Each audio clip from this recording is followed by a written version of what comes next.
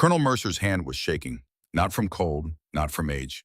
The man had walked out of burning buildings in 3 different countries and had never once broken composure. He had stood at the gravesides of 37 soldiers he knew personally and had held himself together through every one of those funerals with the practiced stillness of a man who understood that grief was something you carried privately, not something you displayed. 31 years of service had built him into something that did not shake. But standing in the center of the training yard at Fort Carson, Colorado, on a clear October morning, with 47 cadets and 2 senior instructors watching his right hand, was trembling as it rose toward his forehead. He was saluting a cadet, a small woman in a torn shirt who had not said more than a dozen consequential words in 3 days. A woman whom every person in this yard had spent those same 3 days dismissing, mocking, and treating as something that had wandered in from the wrong side of the fence. The yard was silent, not the managed silence of people obeying an order to be quiet, the silence of people whose processing systems have encountered something they were not built to handle. To understand why you have to go back 72 hours. You have to go back to the moment a battered Ford F-150 turned off the main road and came through the gates of Fort Carson, trailing a thin ribbon of exhaust and leaving 2 parallel lines of mud on the clean concrete of the entrance lane. The truck had seen better decades. The paint along the hood had been scoured away by weather until the metal beneath showed in pale patches. The left rear panel carried a dent that had never been addressed. The tires were caked with dried red earth from some unnamed back road, and the windshield held a crack along the lower right corner that had been ignored long enough to spread 3 inches in 2 directions. The gate specialist on duty, a young man named Holloway, leaned forward and looked at the vehicle the way you look at something that has arrived at the wrong address.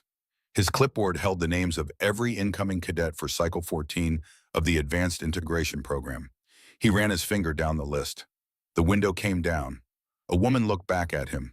No makeup, no jewelry, brown hair pulled back with a plain elastic band. Her jacket was faded to a color that had once been olive green and was now simply the color of something that had been worn through too many conditions to hold its original identity. Her hands rested in her lap empty. She waited without fidgeting, without checking a phone, without doing any of the small things people do when they are uncertain of how a moment will go. Holloway found the name near the bottom. Callaway Ava, Cycle 14. AIP. He checked her ID, found nothing irregular except the quality of stillness in her face, and waved her through. She drove to the far end of the parking area, backed in with one smooth motion, and cut the engine. For a moment, she sat with both hands on the wheel, looking through the cracked windshield at the compound laid out before her. The barracks, the equipment sheds, the obstacle course in the distance, its wooden frames pale against the morning sky. She looked at it all with the focused attention of someone reading a situation rather than observing a landscape. Then she reached into the chest pocket of her jacket and took out a photograph. It was old. The paper had softened at the corners from years of being folded and unfolded, carried through pockets and bags in environments that photographs are not designed to survive. She held it flat in both palms. The image showed a younger version of herself standing next to a man in a black tactical jacket. His face had been deliberately obscured, blurred in the photograph itself rather than by poor focus, so that his features were simply absent while everything else remained sharp. But his posture was unmistakable.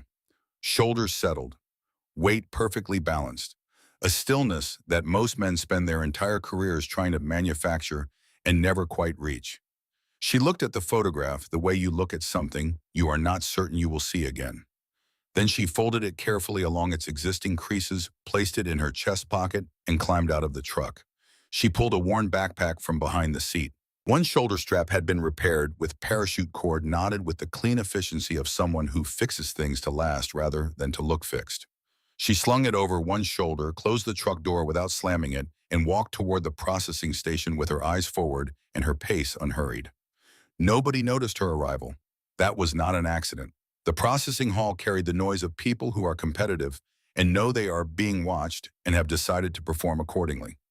Cadets compared gear and credentials.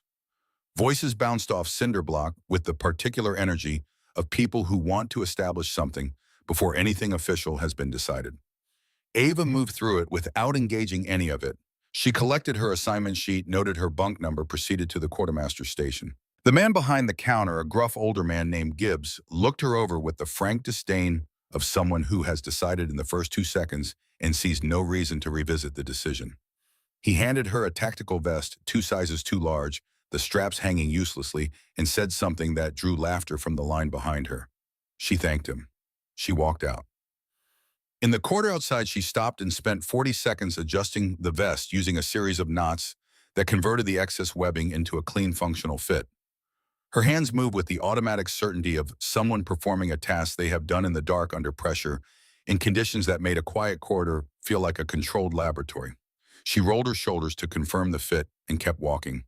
In the barracks, she took the last available bunk, a bottom rack in the far corner, against the wall with the worst light. 3 other cadets had passed it over. She set her backpack on the mattress and began unpacking with the unhurried precision of someone who has learned that organization is not a preference, but a practice that separates the prepared from the merely lucky. She was straightening her issued blanket when the room's informal hierarchy arrived to assess her. Ryan Tanner was 26, 6'2", and built with the kind of athletic precision that comes from years of dedicated and expensive training. He had light eyes that had learned early that confidence delivered with the right timing was its own form of authority. His father was General Arthur Tanner, 3 stars, 30 years of decorated service, a name that had opened doors before Ryan was old enough to understand what doors were. Ryan had grown up moving through those doors fast enough that he had never been required to examine whether he had earned the passage. The habit of not examining it had become over time indistinguishable from certainty. He stood at the end of the bunk row with Brooke Sterling at his right shoulder. Brooke was sharp and blonde and carried herself with the brittle precision of someone whose confidence was doing significant structural work.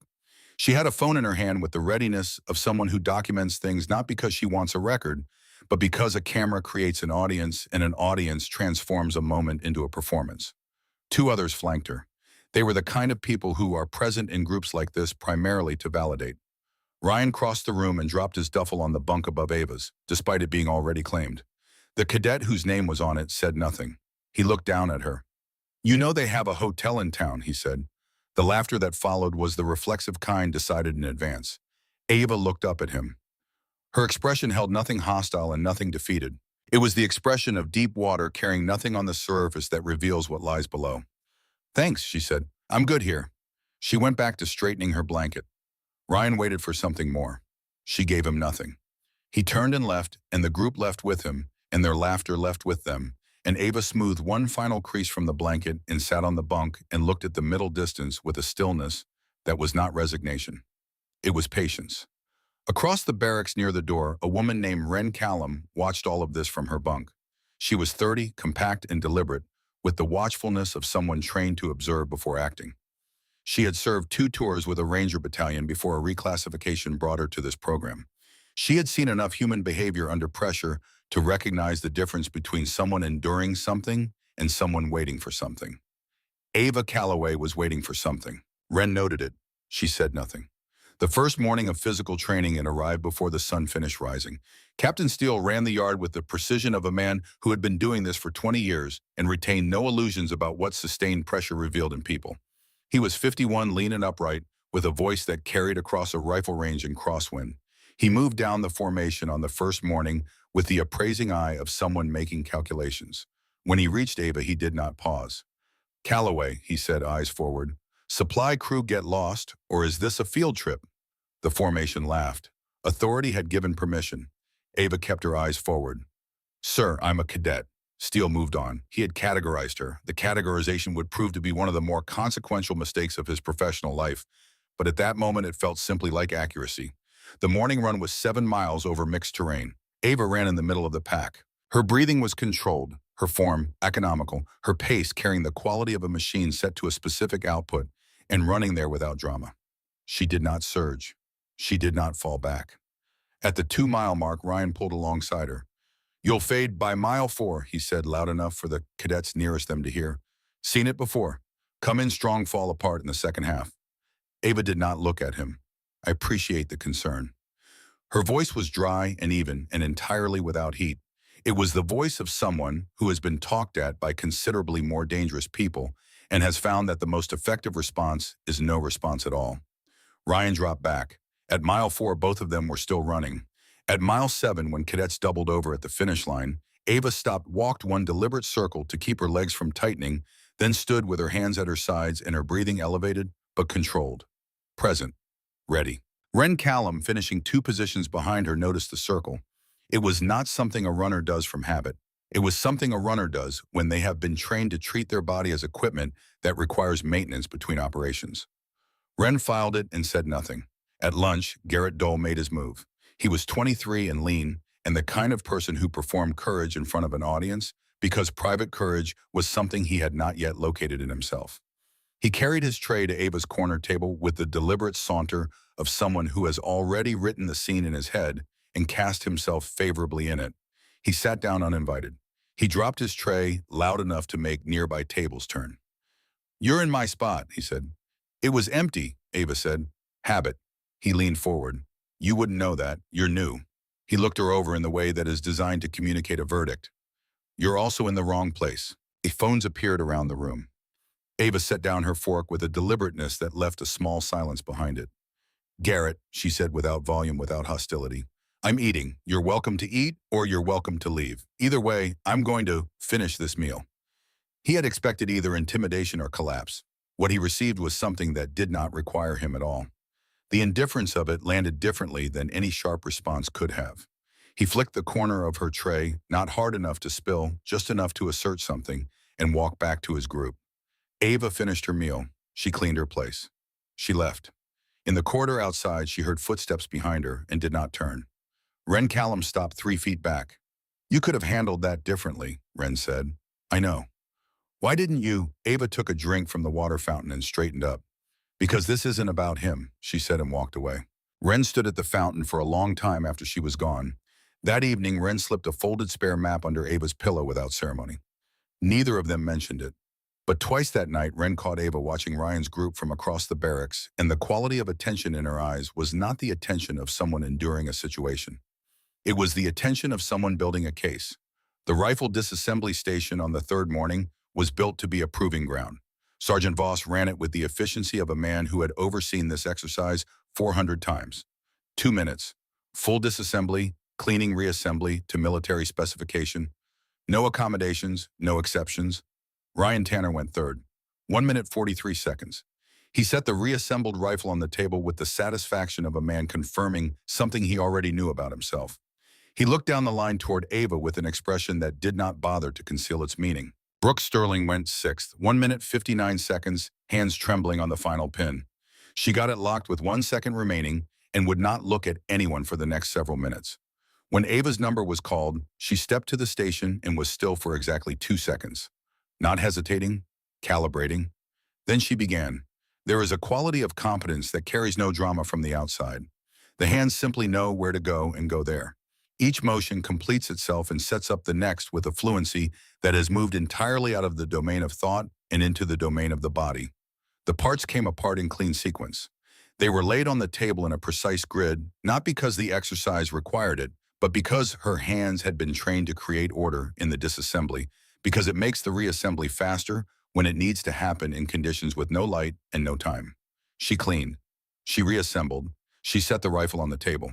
Sergeant Voss looked at his timer. He looked at it with the expression of a man checking an instrument he suspects has malfunctioned. 52 seconds. He looked at Ava. She was already stepping back, wiping her hands on her pants, her eyes on the middle distance. "Calloway," Voss said, and his voice had lost its rote quality. "Where did you learn that?" "Practice," she said. She returned to the line. Voss pulled her processing mind file and went through it with careful attention. He found the anomaly almost immediately not in what the file contained, but in what it didn't. There were gaps, assignments listed without supporting documentation, a service history that was present but abbreviated in ways that did not conform to standard formatting. The file of someone who had had things removed rather than someone who had nothing to hide. He stepped outside with his radio. Ryan, standing near Ava in the line, kept his voice low and aimed. "Clean a rifle fast. Doesn't mean you can fight. Doesn't mean anything real." Ava was looking at the horizon with the concentrated stillness of someone running a calculation. She said nothing. The navigation drill that afternoon sent the cadets into the forested ridge northeast of the compound. 15 miles, 6 checkpoints, a 4-hour window. Ava moved into the tree line alone and increased her pace. The forest was dry ponderosa pine over a carpet of brown needles that absorbed the sound of her footsteps. She moved through it the way you move through terrain when it has been your environment rather than your obstacle. At the third checkpoint, Colt Farish found her. Farish was 24, ambitious in the way that expresses itself as performance. He had been quietly competing with Ryan for the cycle's top position since day one, and he had identified Ava early as the easiest available opportunity to demonstrate something to an audience. He came out of the trees with two others and looked at her over her map with the ease of someone who has already decided how this goes. Lost, he said. She folded the map along its crease lines. He stepped forward and took it from her hands. There was a pause, that fraction of a second between an action and its consequence, in which Ava's eyes tracked the map and then tracked Farish. Then he tore it in half with theatrical precision and tossed both pieces into the air. Ava watched the pieces drift into the undergrowth. She looked at Farish with an expression completely empty of anything he could use. "Hope you know your way back," she said. She turned and resumed walking on the same bearing. Her pace did not change. She did not look back. Farish called something after her. His group laughed. The laughter bounced between the pines and diminished. Ava completed the 15-mile course in 2 hours and 41 minutes, 19 minutes ahead of second place. No map for the final 8 miles. When the checkpoint officer logged her time and began to ask about her navigation materials, she said she hadn't needed them. He wrote it down and looked at what he had written. The long-range shooting exercise was framed as a threshold event, 5 shots at 400 meters. All 5 needed to be center-of-mass hits to pass. The firing line sat on the southern edge of the compound under a clear sky that offered no concealment from the people watching. Brooke Sterling shot 3 of 5 and walked back with a face that had gone the white of someone whose internal accounting has just turned against them. Ryan Tanner shot 4 of 5 and handed back his rifle without comment, his jaw carrying the tension of an internal conversation that was not going well. Ava stepped to the line and accepted the rifle. She settled into the prone position, found her grip, looked through the scope. She went still in a way that was distinct from stillness as waiting. This was the stillness of a system that has finished its preparation and is ready to execute. She fired 5 times at a cadence, so even it sounded mechanical. Not rushed, not slow. Each shot separated from the last by the same measured interval, like something that had moved entirely out of the domain of decision. 5 shots, 5 bullseyes, all within 2 inches of center. Brooke said something to the cadet beside her. The word was lucky, and it was meant to carry. The range officer picked up Ava's rifle after she stepped away. He turned it over and checked the scope mounting. He looked through the scope and adjusted it. He adjusted it back. He performed this sequence twice. Then he set the rifle down carefully and crossed to the senior monitor station. The scope was misaligned. The degree of misalignment was not dramatic enough to be noticed on casual inspection, but at 400 meters it introduced an error that trained marksmen could not correct without knowing it was there. Compensating for a defect of that specific degree across 5 consecutive shots without touching the equipment required a knowledge of applied ballistics and an instinct for compensation that did not come from any civilian training program. "That's not luck," the senior monitor said quietly. "That is years." The range officer did not answer. He was still looking at the scope. Across the line, Ryan Tanner was watching Ava's retreating back. The certainty he had been running, the steady internal narrative that told him what category she occupied and why she did not constitute a threat, had just encountered something it could not process, and the machinery of it had for the first time since he arrived at Fort Carson gone quiet. That night, the barracks carried a different quality of silence than it had before. The competitive noise that filled the space every evening was lower, more intermittent, as if the room was conserving something. In the far corner bunk, Ava sat with her back against the wall. She reached into her jacket and took out the photograph. She held it in both hands and looked at it for a long time. The man in the black jacket.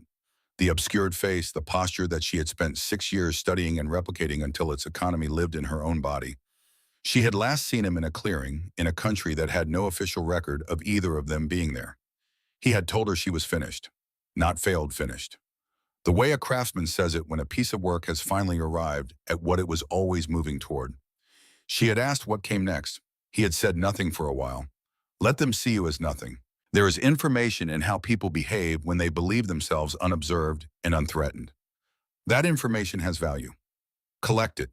She pressed her thumb gently against the edge of the photograph without touching the image itself. She whispered, barely breath. He told me the day would come when hiding would no longer serve, that the moment would choose me, not the other way around. She had not believed him then. She understood him now. Ryan walked past without stopping. He said something about tomorrow's exercise without looking at her. She gave no response. She folded the photograph and placed it back over her sternum, lay back on the bunk and looked at the ceiling with her eyes open. Tomorrow was coming. She had known it would. The only question had ever been whether she would be ready when it chose her. In a building on the far side of the compound, two men sat in front of a monitor reviewing footage. One of them was Colonel Mercer. He had not spoken in 11 minutes. On the screen, the image was frozen on a single frame, Ava prone on the narrow bunk, one hand resting flat on her chest over the pocket that held the photograph. The man beside Mercer had flown in from Washington without advance notice and was staying under a name that was not his own. He looked at the frozen image for a long time. Then he said to no one in particular, in the quiet voice of someone who has been waiting for a confirmation to arrive, "She's ready." Dawn came gray over the Rockies and the training yard was cold with it. The combat rectangle had been swept clean overnight. No props, no weapons, no equipment. Two people unassisted, and the truth that physical confrontation reliably produces about both of them. Captain Steele read the pairings from his clipboard. When he read Calloway against Tanner, the yard went the specific quiet of a space that has just been given what it wanted. Ryan was moving before his name finished echoing. He stepped into the rectangle with the ease of someone entering territory he has already decided belongs to him. 6'2", 80 pounds of reach advantage, 26 years old and never seriously tested. He looked across the cleared ground at Ava and allowed himself a small smile that communicated everything he believed about the next 2 minutes. Brooke had her phone ready. Several cadets followed. Ava walked to the center without ceremony. She stood with her arms at her sides. Her weight balanced her posture so relaxed it looked almost careless. She looked at Ryan with the same flat, patient attention she had given everything for 3 days. Steele raised one hand. He dropped it. Ryan did not approach cautiously. He came forward fast and committed both hands, driving toward her collar, his full weight behind the motion. This was not a man fighting carefully. This was a man who believed the outcome was already written and wanted it over. His hands found her jacket. He drove forward and she went backward, and her back met the padded barrier at the edge of the rectangle with a sound that made the nearest cadets flinch. He had her pinned, both hands bunched in her jacket. His face was close, his breathing elevated with the early adrenaline of it. And then the jacket held, but the shirt beneath it did not. The force of impact caught the aged fabric at an existing stress point along the shoulder seam. A clean, tearing sound, brief and sharp, and the back of Ava's shirt separated from her left shoulder and fell away, exposing the skin from shoulder blade to mid-back. Brooke said something. The laughter that followed was instant and unthinking. Then the laughter stopped. On Ava's left shoulder blade, rendered in black ink so dense it seemed to pull the morning light into itself rather than reflect. It was a tattoo that had nothing to do with any tattoo parlor or social media feed or decorative tradition. A cobra in full strike posture. Body coiled 3 times around a human skull, fractured at the crown, a single crack running from the apex to the left orbital socket. The hood spread to its maximum extent. The eyes blank hollow without depth. From each fang hung a single elongated drop, the shape suspended between venom and blood. But it was not the image that emptied the yard of sound. It was the character of the work itself. These were not the smooth machine-applied lines of commercial tattooing. They were the dense, deliberate strokes of something applied with a single-point instrument, slowly over time, with the patience of someone who was not decorating, but marking. Work done in a location without electricity or sterile conditions or time. The mark of something conferred rather than chosen. Brooke's phone left her hand, not deliberately. Her fingers simply stopped functioning, and the phone fell and hit the concrete with a crack that no one acknowledged because no one was looking at her. Ryan's grip had not released, but it had become uncertain. He was close enough to see the tattoo clearly. The controlled confidence that lived permanently in his face had vacated. What replaced it was undefended and young and confused. The running footsteps came from the direction of the observation platform at the north end of the yard. Colonel Mercer crossed the yard at a pace that was not a walk. 58 years old, BMO, 3 deployments, 31 years of service, the man who had buried 37 soldiers he personally knew and held his composure through every funeral. He had been in burning vehicles and collapsed structures in situations where stillness was the only correct response and had delivered it without fail. His hand was trembling as he crossed the yard. He stopped in front of Ava. His aide stepped close behind him, voice urgent and low. Ryan's grip fell away from Ava's jacket without being asked, as if his hands had made the decision before his mind had. Mercer looked at the tattoo. He looked at it the way a man looks at something he had convinced himself no longer existed in the world, something filed away in the category of finished things encountered without warning on an ordinary morning. When he spoke, his voice carried something that no one present had ever heard from him. Not softness, not weakness. The sound of a man who has been carrying a very specific weight for a very long time and has just without preparation been relieved of it. Who gave you the right to wear that mark? Ava looked directly at him. Her shirt was torn. Her back was exposed. She had not moved to cover herself. She stood with the same composure she had carried for 3 days, but there was something different in it now. The waiting had ended. I didn't ask for it, she said. It was given to me. Ghost Viper trained me for 6 years. I was his last student. These words entered the yard the way a stone enters still water, a moment of absolute quiet before the implications begin to move outward. Mercer's aide stepped forward. Sir, Ghost Viper was declared K1A 5 years ago. The classification on that designation is, I know the designation. Mercer had not looked away from Ava. I know what I'm looking at. His arm came up, slowly.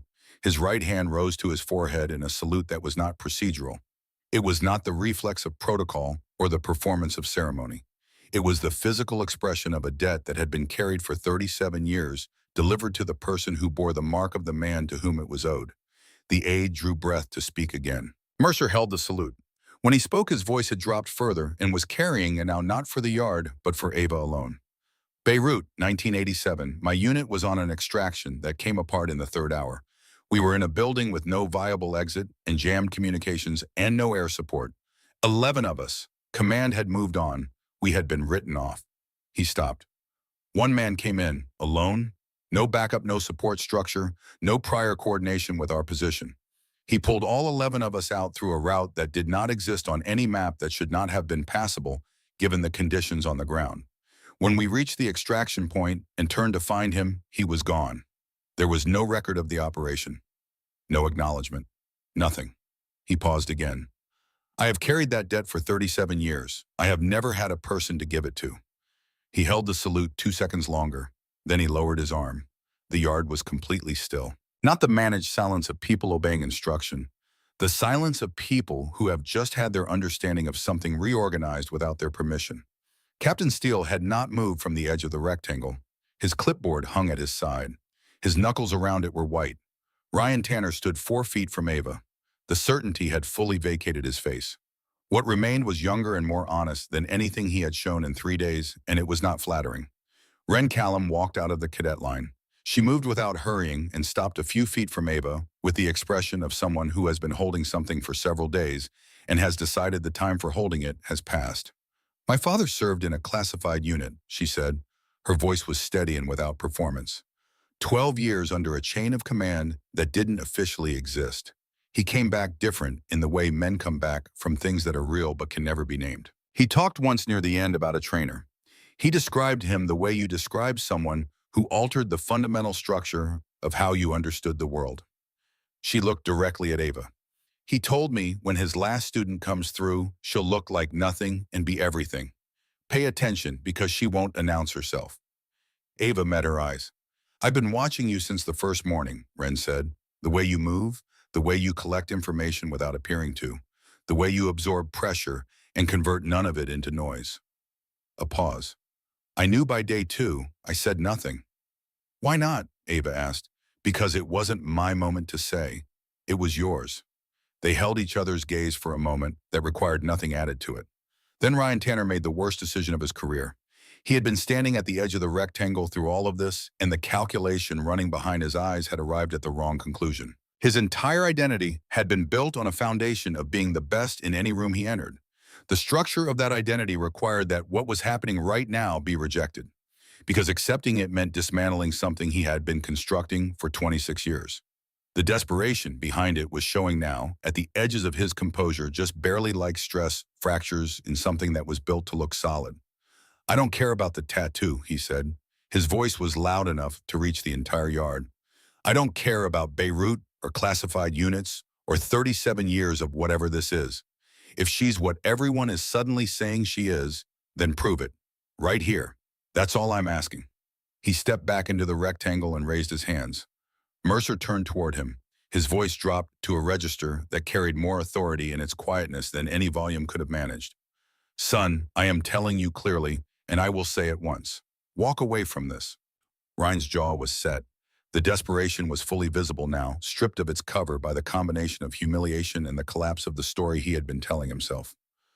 With respect, sir, I'm not going to be told to stand down because of a tattoo and a story about Beirut. He met Ava's eyes. If it's real, prove it. That's all I'm asking. Ava looked at him for a long moment. Something changed in her face. Not anger, not satisfaction, not the hot expression of someone who has been waiting for permission to retaliate. It was something colder and more precise than either of those things. The careful surface she had maintained for 3 days did not disappear. It became transparent. The structure underneath it was visible now for the first time, and what it revealed was not heat. It was architecture. She walked back into the rectangle. She did not adjust her stance. She did not raise her hands. She stood with her arms at her sides and her weight balanced and looked at Ryan with the total unhurried attention of someone who has already mapped the terrain and selected the route. He came first, faster than the initial confrontation, burning the remaining hesitation out of his approach with pure aggression. The first time his hands arrived at empty space. She had moved so minimally that several of the watching cadets missed it. He recalibrated, and in the half second of recalibration, she was already reading his next motion. He threw a right hand. She moved left and let it pass close to her ear. He threw a left hook. She moved inside it and watched it travel past her face. He combined 3 punches, textbook, his best sequencing. She flowed around all 3 with adjustments so small they appeared almost coincidental, as if she had simply happened to be elsewhere each time his fists arrived. He had been in the rectangle for 60 seconds and had connected with nothing. His breathing had become the breathing of a man spending without earning. The frustration was converting itself into increasingly wide swings that carried his weight too far forward, that left him momentarily overextended without cover. The 4th time he overextended, Ava stepped inside his guard. Her arms went around his neck with a motion that looked for one confusing fraction of a second almost gentle.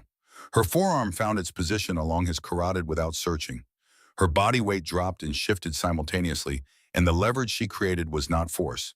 It was engineering, clean, specific, applied to precisely the correct point. 8 seconds. Ryan's eyes went to the middle distance and then went away entirely, and he folded to the ground with the complete motor surrender of consciousness departing. He did not fall hard. She guided the landing. His head did not strike the concrete. She stepped back. Her arms came apart. She stood with them at her sides and looked down at him with no triumph in her expression at all. Silence, the kind of space produces when it has just witnessed something that reorganizes what it believed about itself. Captain Steele walked to the center of the rectangle. He looked at Ryan's unconscious form. He looked at Ava. He looked at the clipboard in his hand as if he was seeing it for the first time and finding it inadequate to the present moment. When he spoke, his voice was steady and final. Effective immediately. Calloway is designated as an honorary instructor for this cycle. You will learn from her. You will respect her orders as you would mine. That is all. He turned and walked back toward the observation platform. Ava picked up her jacket from the ground, checked the pocket with 2 fingers to confirm the photograph was there, and pulled the jacket on over the torn shirt. She began walking toward the barracks. The cadets moved out of her path. Not dramatically. Not with theatrical deference. They simply found themselves stepping aside for something that was moving with purpose and had no reason to alter its course. The young officer who brought the message found Ava in the barracks where she had changed her torn shirt. The message was simple. Someone at the main gate cleared at the highest level, asking for Calloway. No name offered. She followed him through the compound. The walk gathered attention. The cadets who watched from a distance were still processing the morning, still recalibrating, still adjusting to the gap between what they had believed for 3 days and what they now knew. The compound's atmosphere had changed the way weather changed, not in a single moment, but through an accumulation of pressure that eventually makes the old state impossible to return to. At the main gate, 2 sentries stood with the posture of people who have just been reminded that their standard procedures are insufficient for present company. A man stood on the visitor's side of the barrier. He was perhaps 50 broad across the shoulders, with close-cut hair going gray at the temples in a way that suggested not age so much as everything the years had moved through him. He wore civilian clothes, dark jeans, a black tactical jacket that had the particular quality of looking casual while being rigorously functional. No insignia. He needed none. The way he occupied space communicated rank more clearly than any badge or ribbon.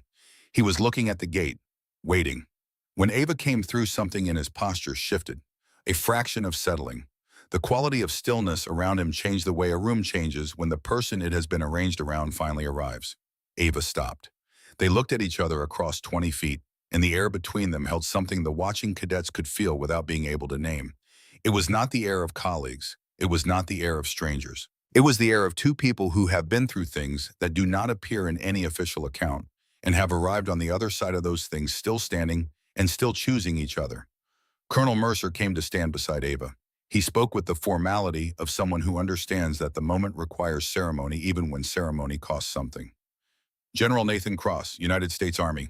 He paused for exactly the right duration. Ava's husband. The word moved through the watching cadets like current through water. Brooke Sterling, who had retrieved her cracked phone and had been holding it without turning it on for the past hour, made a sound that was not a word. Garrett Dole's mouth opened and produced nothing. Ryan Tanner was in the medical station with a cold pack on the back of his neck when the young medic relayed the information. He set the cold pack on the cot beside him. He looked at the wall directly in front of him for a long moment. Then he lay back and looked at the ceiling and kept very quiet. At the gate, Cross walked forward and stopped in front of Ava. He looked at her with the full attention of someone who does not perform concern because the concern is simply present, lived in, and genuine, built from years rather than the moment. "You didn't have to come," she said. Her voice was different from anything the cadets had heard from her since she arrived. Not softer exactly, stripped of the additional layer of control she had been maintaining. The voice beneath the voice. "Yeah," Cross said. "I did." She held his gaze for a moment. Mercer looked at Cross and Cross looked at Mercer, and something passed between them that was older than this morning, older than Fort Carson, the continuation of a conversation conducted over years in the margins of official correspondence. Cross put one hand on Ava's shoulder, the shoulder without the tattoo, and they walked together toward the old F-150 at the far end of the lot. Nobody spoke as they passed.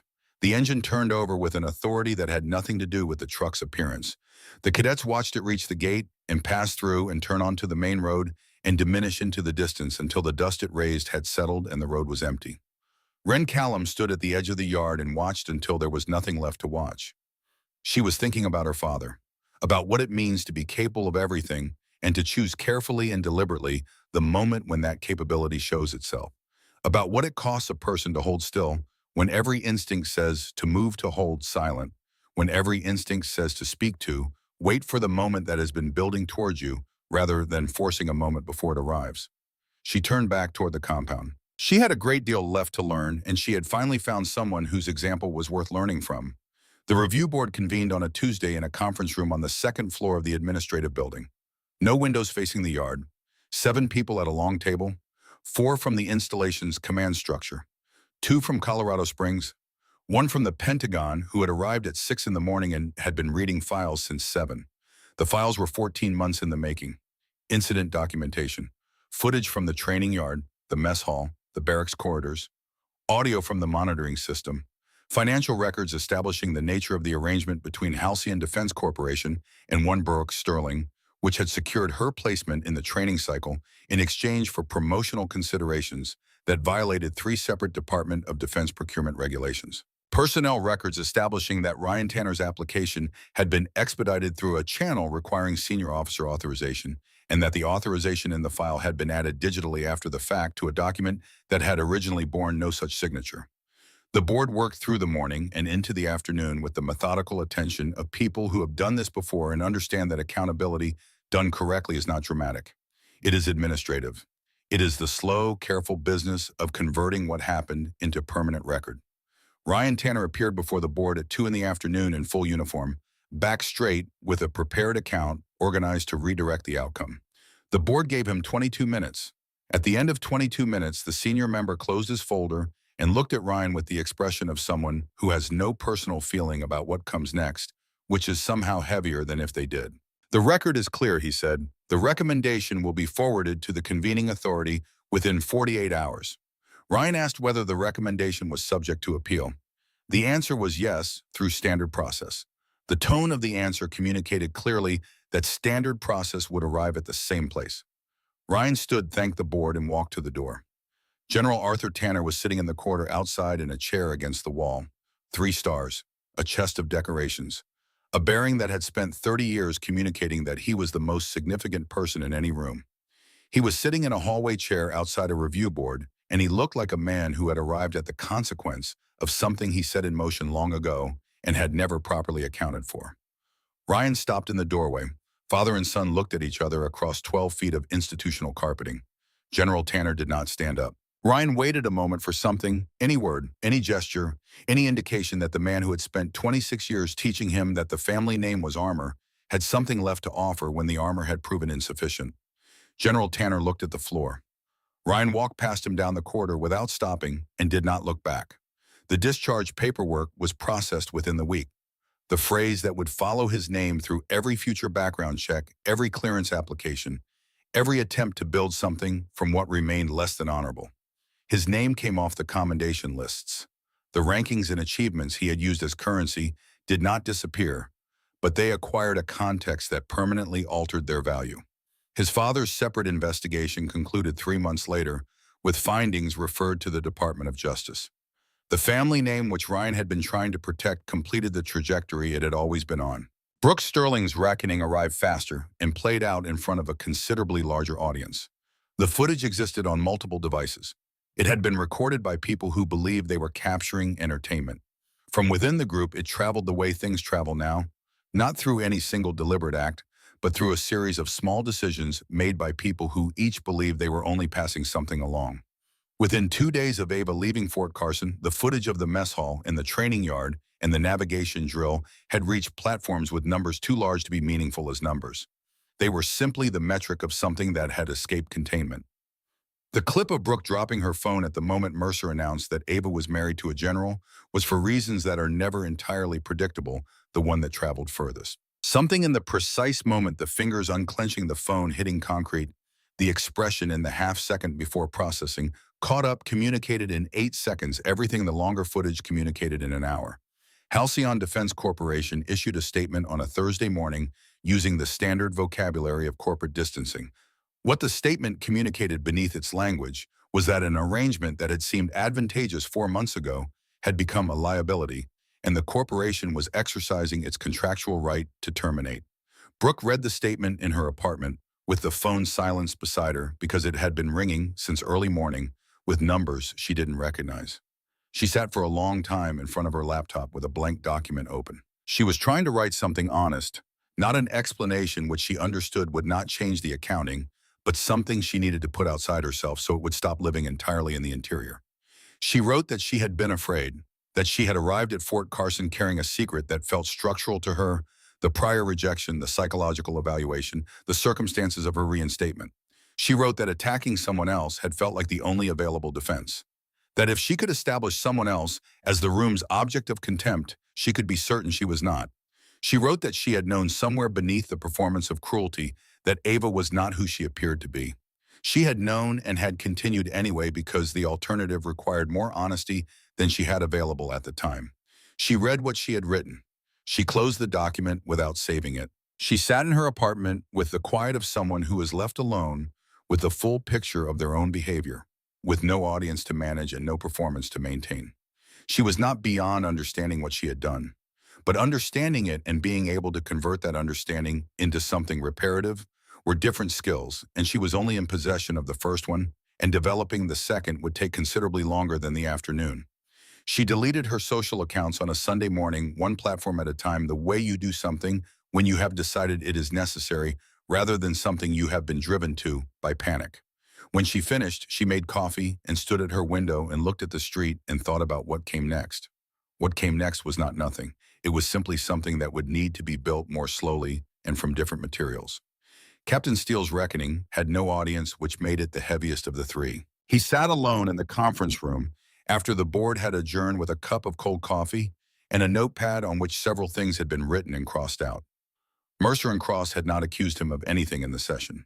They had presented documentation in neutral language and allowed it to speak without amplification. This was worse than accusation. Accusation would have given him something to organize a response against. The documentation simply was, and sitting alone with it, he found he had very little to place alongside it that felt adequate. He had not been cruel to Ava Calloway. He understood that distinction clearly.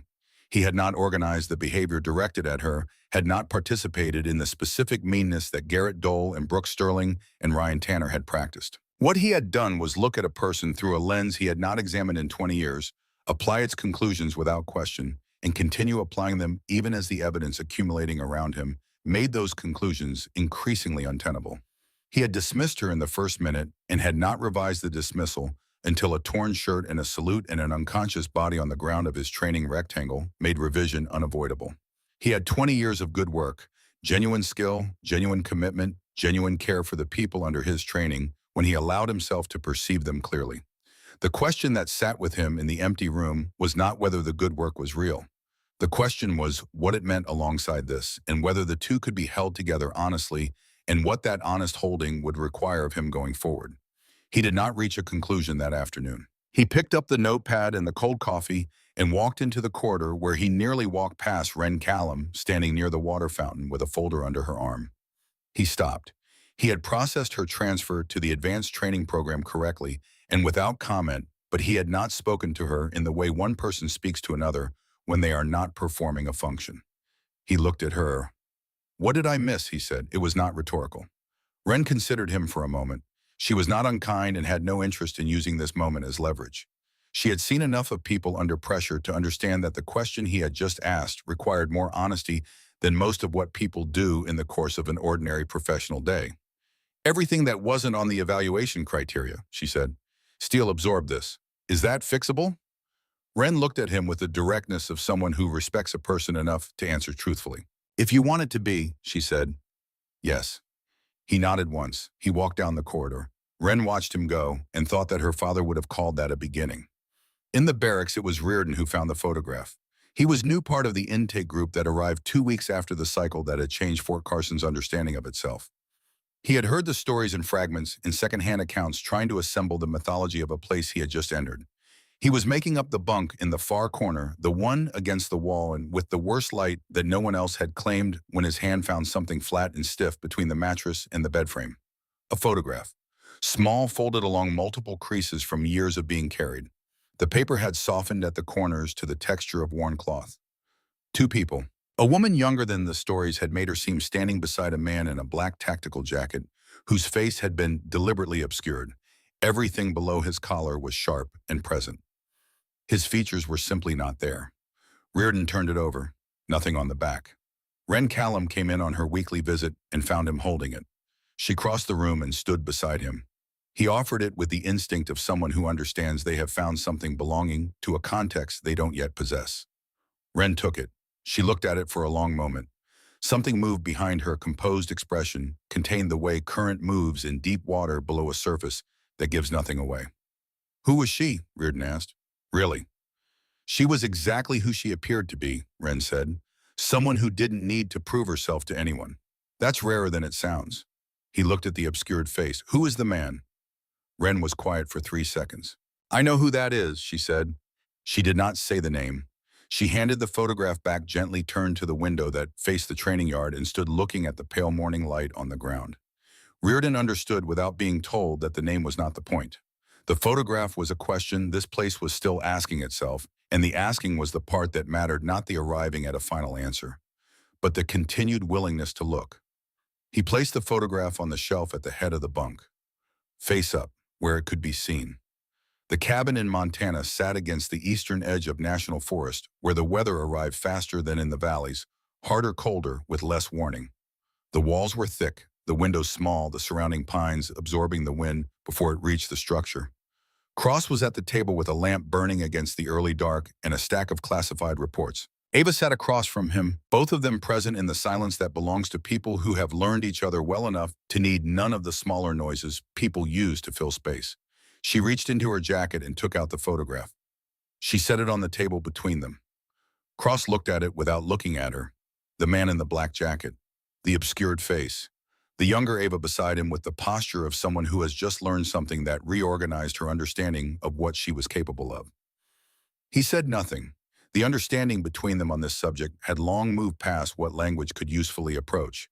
Some things are communicated more accurately by silence than by any arrangement of words, and they had both learned to honor that rather than force it into approximations that fell short. Ava looked at the photograph from the other side. Outside, snow fell without wind layering itself over the ground, with a patience that had nothing to prove and no hurry. The first phone rang at 11:17. Encrypted line. Frequency hopping protocol. She reached it in 3 steps and answered. The voice was young and carried the compression of someone delivering information they would prefer not to be delivering. Code Phoenix. 2 words. The room contracted around them in a way that had nothing to do with its physical size. Phoenix had been a designation that should not exist anymore. 5 years ago, a classified operation in a country whose official record contained no trace of American activity during that period. The primary target declared neutralized. Ghost Viper and 3 other operatives declared killed in action when the extraction was compromised. The files sealed. Phoenix filed in the category of finished things. The primary target from the original mission is alive, the voice continued. Confirmed signals intelligence from 2 independent sources in the last 72 hours. He is operational. He has identified you. He has your name and your current location window, the region, not the precise address. But he will narrow it. Cross had set down the reports. Ava looked at him. He gave her back the same clean attention, the same readiness, the complete absence of anything that resembled panic. It was one of the first things she had recognized in him years ago, in a context that made Fort Carson feel like a training exercise by comparison. Timeline, she asked. 48 hours maximum before the intelligence picture changes in ways we can't predict. Understood, she said. She ended the call. Phoenix, she said. Cross nodded. Primary target is alive. He knows the region. 48 hours. Cross moved to the bookshelf on the east wall and pressed the lower left corner of the 3rd shelf. The mechanism hydraulic engineered during the renovation that had prepared this property for a purpose it would not advertise swung the shelf forward. Behind it were 2 layers of equipment, communications hardware, navigation systems, weapons maintained with the careful attention of someone who hopes never to need them again, but is honest enough to acknowledge the possibility. He began removing items in order. The second phone rang at 11:41. Defense Intelligence Agency prefix. The voice was controlled and carrying the compressed urgency of someone managing a situation that is already running faster than preferred. Agent Blair Maddox, DIA, you've been briefed on Phoenix's status. There's a secondary situation directly connected. A brief pause. 3 of our deep cover assets in Eastern Europe went dark in the last 10 days. All 3 operating in the same corridor. Before communications went silent, each managed a single-word transmission. Oh, but we already knew what the word was. Viper, Maddox said. The silence that followed was not the silence of someone receiving unexpected information. Are they alive? Ava said. Unknown. The operation that burned them shares infrastructure and signatures with the Phoenix network. This is not coincidence. Whoever rebuilt the network after the original mission did it carefully, and they have been watching for exactly the kind of activity our assets were running. What do you need extraction if they're alive? And the source of the rebuild. I need you to understand what we're looking at. This isn't just operational reconstruction. It's personal. Whoever is running this knows your history with Ghost Viper's network. They're not just reactivated, they're waiting. 8 hours, Ava said. You have 8, Maddox confirmed. After that, the extraction corridor closes. I know it's not enough time. I'm sorry. It will be enough, Ava said. She ended the call and gave Cross the summary in 4 sentences. He turned back to the equipment without comment. They worked in silence, moving through the preparation with the coordination of people who have done this alongside each other before, who have internalized each other's rhythms to the point where the work proceeds without negotiation or instruction. Each of them knowing what the other is moving toward and leaving space for them to reach it. Weapons checked and holstered. Communications, hardware powered and confirmed. False documentation distributed between 2 bags. The preparation unfolded the way it always unfolds, when it has been practiced enough to live in the body, not thought through, but simply done each step, finding the next without the need to search. Then the 3rd phone rang. Ava stopped moving. Cross stopped moving. The device was matte black and smaller than either of the other 2 phones. It had been manufactured for an agency whose name did not appear in any consumer catalog, by engineers whose work would never be publicly acknowledged. It sat on the far left edge of the table where Ava had placed it when they first arrived at the cabin, because it was the kind of device you keep within reach and spend every day hoping will not ring. She looked at the display. No name, no number. Where a contact identifier should have been there was a single image rendered in the small screen's resolution, a cobra hooded and coiled, the quality of the rendering unmistakable, to anyone who had ever seen the market represented on human skin. The room did not contract this time. It expanded. It became very large and very still, the way space behaves around something that has been approaching for years and has finally, without announcement, arrived. Only 5 people in the world knew this number. One of them was standing across the table from her. 2 were in Eastern Europe and were not currently reachable. One was her, which left 1. She picked up the phone. She pressed the answer key. She brought it to her ear and said nothing. She waited. 3 seconds of clean silence, not the silence of a dropped connection or a bad line, but the deliberate silence of someone on the other end who has also learned to wait. Then a voice. She had been hearing this voice in memory for 5 years. In the moments between operational focus and sleep, when the mind returns to the things it has not finished processing. In dreams and always saying things she couldn't hold when she woke. She had heard it in the particular quality of stillness she reached in high-stress situations, because that stillness was something he had built in her, and it carried his voice inside it, the way a river carries the shape of the terrain it was born in. The voice was older than she remembered. Roughed at the edges in ways that 5 years and conditions designed to leave no record would rough a voice. Carrying weight she had not heard in it before, the weight of time spent in places that offered no comfort and no acknowledgement. But it was his, unmistakably, without question, beyond any possibility of doubt, his. It's time to finish what we started, Ava. The phone was nearly weightless in her hand. It weighed almost nothing, but her arms stopped functioning for a moment in a way that had nothing to do with physical strength and everything to do with the sudden, complete rearrangement of something she had spent 5 years learning to accept as permanent. Ghost Viper was alive. She lowered the phone slowly until it rested on the table.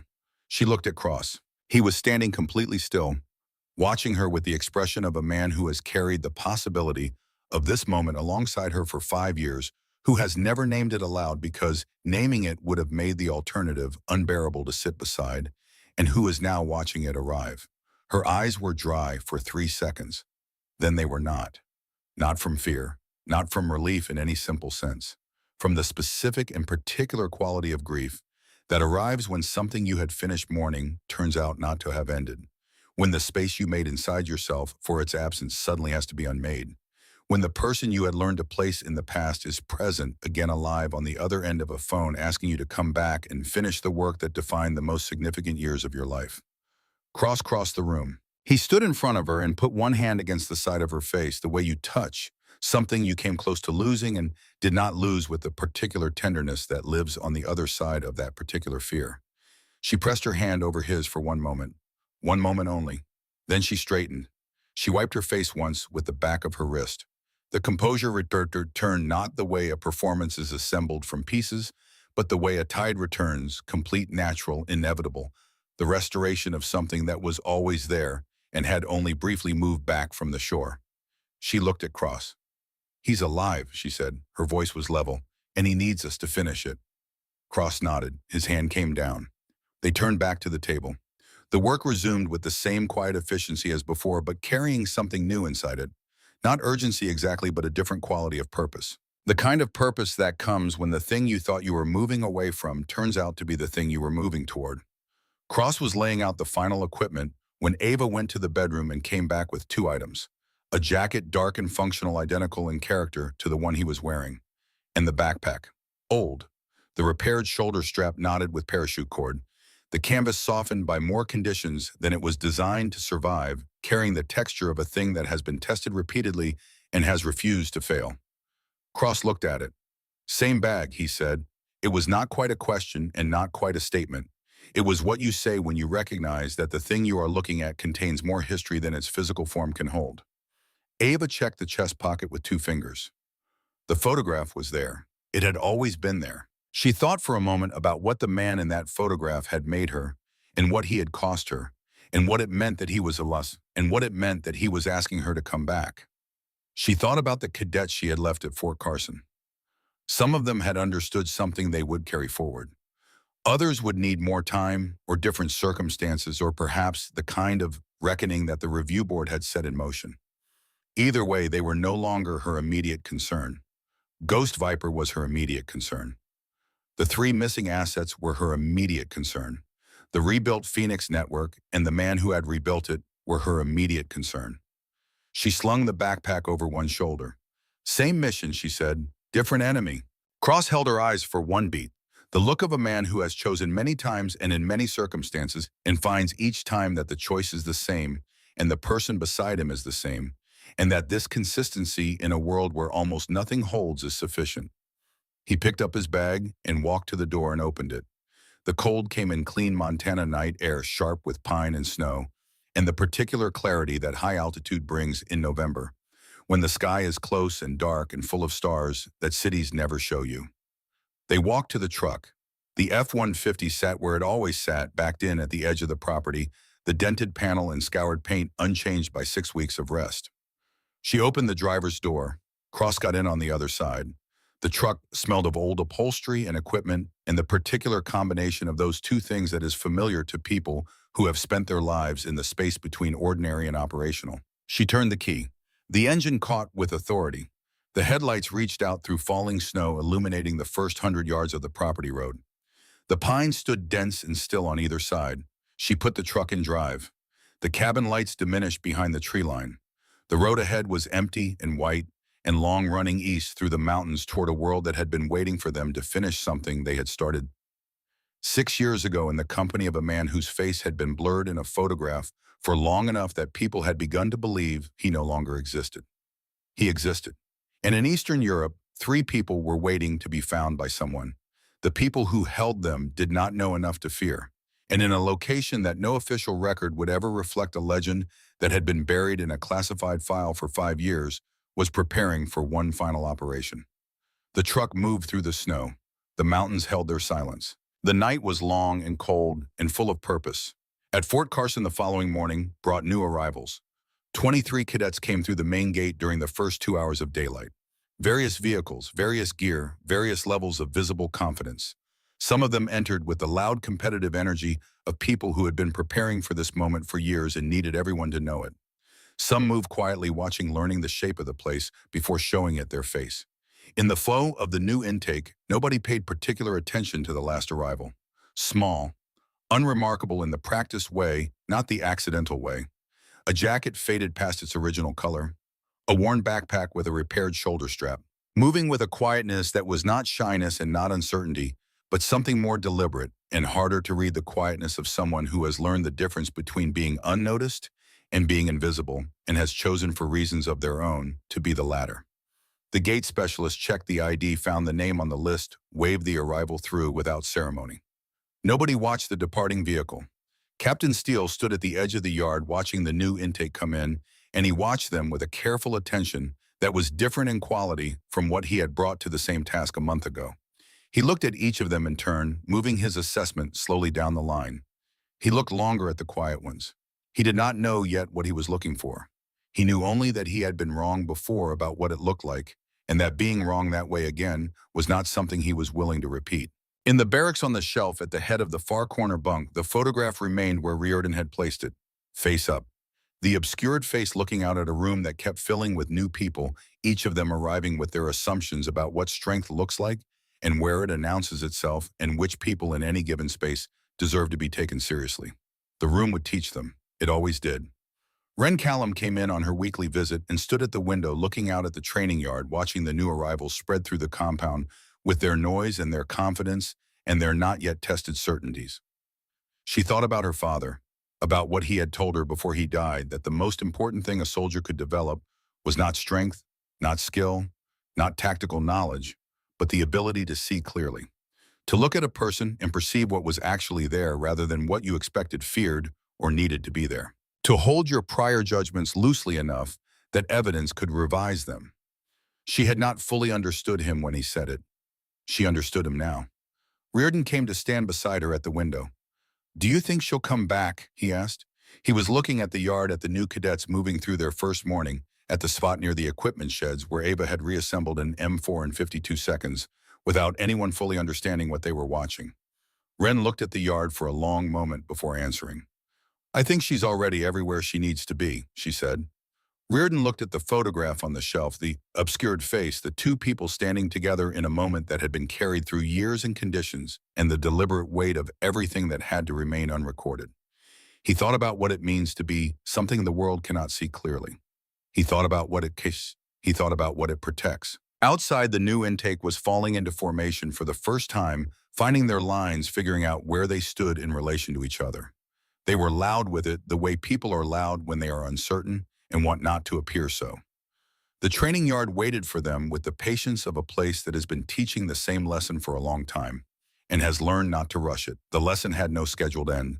It simply continued, carried by the people who had received it, moving through cycles the way truth moves when it has finally found the shape it was always meant to hold, not announced, not performed, simply present, available to anyone with the clarity to recognize it. Somewhere east of the Montana border, a truck moved through falling snow on an empty road, carrying two people towards something unfinished. Somewhere in Eastern Europe, three people were in the dark, waiting for someone who was already on the way. And somewhere that would never appear in any official record, the man whose face had been blurred in a photograph for 5 years was alive and waiting and ready. The most dangerous people in the world rarely look the part. The wisest thing you can ever do is learn to see them before they decide to let you.